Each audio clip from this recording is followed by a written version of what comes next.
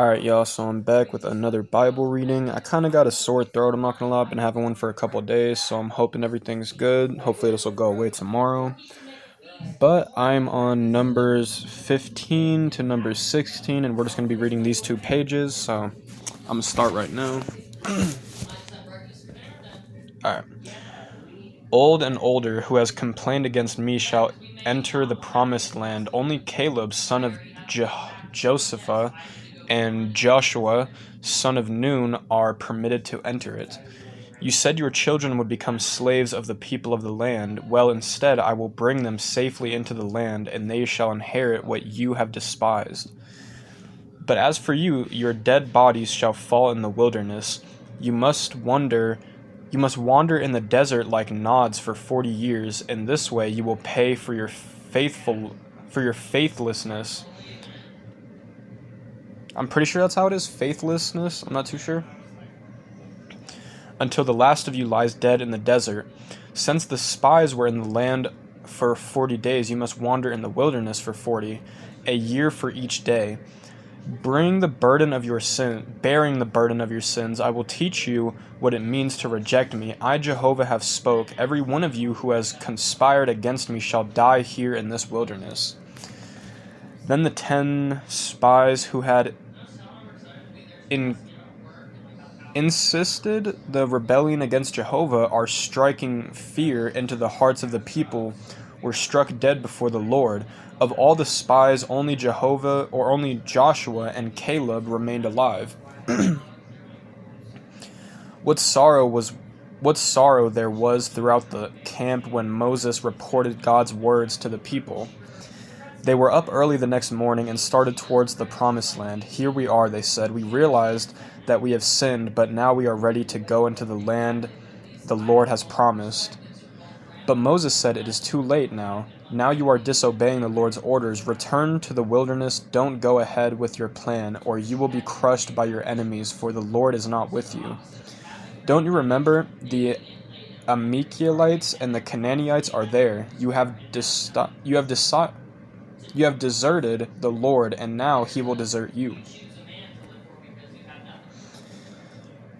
But they went ahead into the hill country, despite the fact that neither the ark nor Moses left the camp. Then the Amalekites and the Canaanites who lived in the hills came down and attacked them and crushed them to chased them to Hamirah. The Lord told Moses to give these instructions to the people of Israel. When your children finally live in the land I am going to give them, and they want to please the Lord with a burnt offering or any offering by fire, their sacrifice must be an animal from their flock or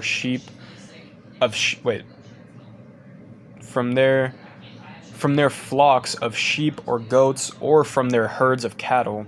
Each sacrifice, whether an ordinary one or a sacrifice to fulfill a vow, or a free will offering, or a special sacrifice at any of the animal festivals, must be accompanied by a grain offering. If a lamb is being sacrificed, use 3 quarts of fine flour mixed with 3 pints of oil.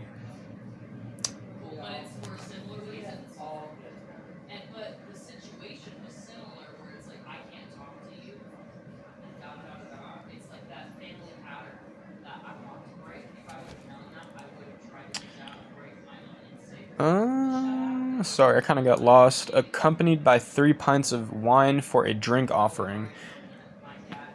If the sacrifice is a ram, use 6 quarts of fine flour mixed with 4 pints of oil and 4 pints of wine for a drink offering. This will be a sacrifice that is a pleasing fragrance to the Lord. If the sacrifice is a young bull, then the grain offering accompanying it must consist of 9 quarts of fine flour mixed with 3 quarts of oil, plus 3 quarts of wine for the drink offering. This shall be offered by fire as a pleasing fragrance to the Lord. These are the instructions for what is to accompany each sacrificial bull, lamb, or young goat.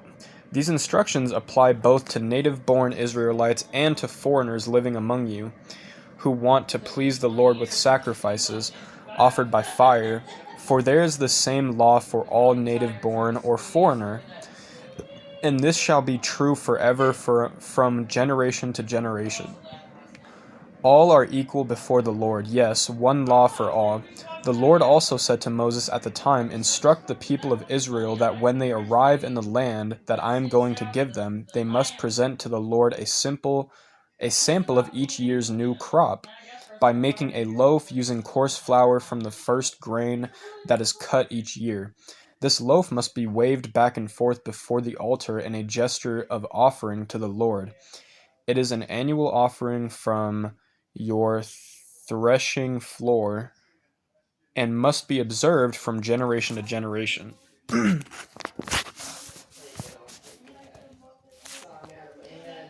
If by mistake you or future generations fail to carry out all of these regulations which the Lord has given you over the years through Moses, then when the people realize their error, they must offer one young bull for a burnt offering.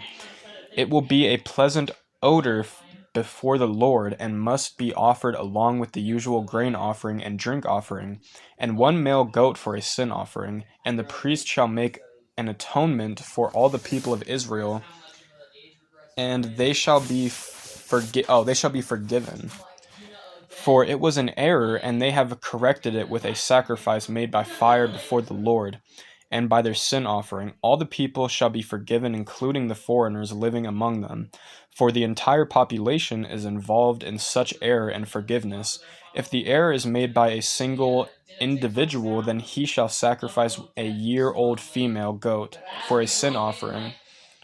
And the priest shall make an atonement for him before the Lord, and he shall be forgiven. This same law applies to the individual foreigners who are living among you. But anyone who deliberately makes the mistake, whether he is a native Israel or a foreigner, is blaspheming Jehovah, and shall be cut off from among his people. For he has despised the commandment of the Lord, and deliberately failed to obey his law. He must be executed and die in his sin. One day, while the people of Israel were in the wilderness, one of them was caught gathering wood on the Sabbath day. He was arrested and taken before Moses and Aaron and the other judges. They jailed him until they could find out the Lord's mind considering him. Then the Lord said to Moses, The man must die. All the people shall stone him to death outside the camp. So they took him outside the camp and killed him as the Lord had commanded. The Lord said to Moses, Tell the people of Israel to make tassels for the hems of their clothes. This is a permanent regulation for the generation to generation, or from generation to generation, and to attach the tassels to both clothes, to their clothes with blue cord. The purpose of this regulation is to remind you whenever you notice the tassels of the commandments of the Lord, and that you are to obey his laws instead of following your own desires and doing your own ways, as you used to do in serving other gods. For I am Jehovah your God, who brought you out of the land of Egypt. Yes, I am the Lord your God. One day Korah, son of Izziar, grandson of Kohath, and descendant of Levi, conspired with Dathan and Abraham, the sons of Eleb, and on the son of Peth, all three from the tribe of Reuben, to instinct a rebellion against Moses. 250 popular leaders, all members of the assembly, were involved. They went to Moses and Aaron and said, We have had enough of your precipitation. You are not better than anyone else. Everyone in Israel has been chosen of the Lord, and he is with all of us. What right do you have to put yourself forward, claiming that we must obey you and acting as though you were greater than anyone else among the people of the Lord? When Moses heard this, they were saying he fell face down. When Moses heard what they were saying, he fell face downward to the ground. Then he said to Kohath and to those who were with him, In the morning the Lord will show you who are his and who is holy, and whom he has chosen as priests. Do this, you Kotha, and all those with you. Take censers tomorrow and light them, and put incense upon the upon them before the Lord, and we will find out whom the Lord has chosen. You are the I don't know that word, ones, you sons of Levi. Then Moses spoke again to Korath. Does it seem a small thing to you that God of Israel has chosen you from among all the people of Israel to be near to himself? As you work in the tabernacle of Jehovah, and to stand before the people to minister to them, is it nothing to you that he has given this task to only you Levites? And now are you demanding the priesthood also? This is what you are really after.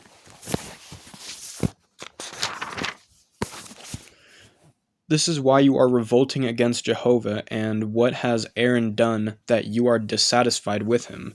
Then Moses summoned Dathan and Abraham, the sons of Eleb, but they refused to come.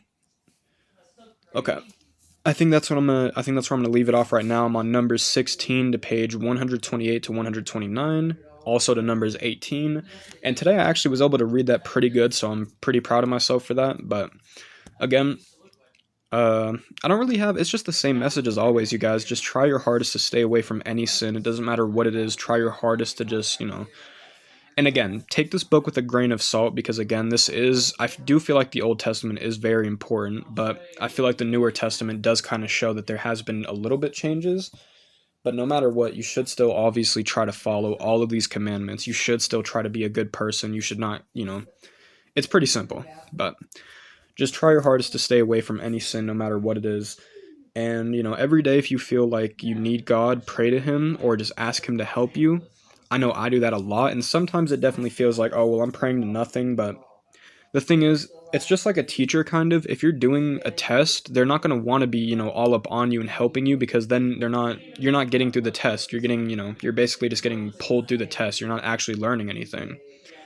And I have a feeling it's the same way with God because if God was just here helping us out with every little thing we ask for, no matter what, we wouldn't learn any lessons. We wouldn't actually change. So if something bad is going on in your life right now and you feel like God isn't helping you, maybe this is because it's a time for you to learn, but who knows? So God bless you guys. Thank you for watching. And tomorrow I'm going to read my New Testament probably. So thank you for watching. Peace out.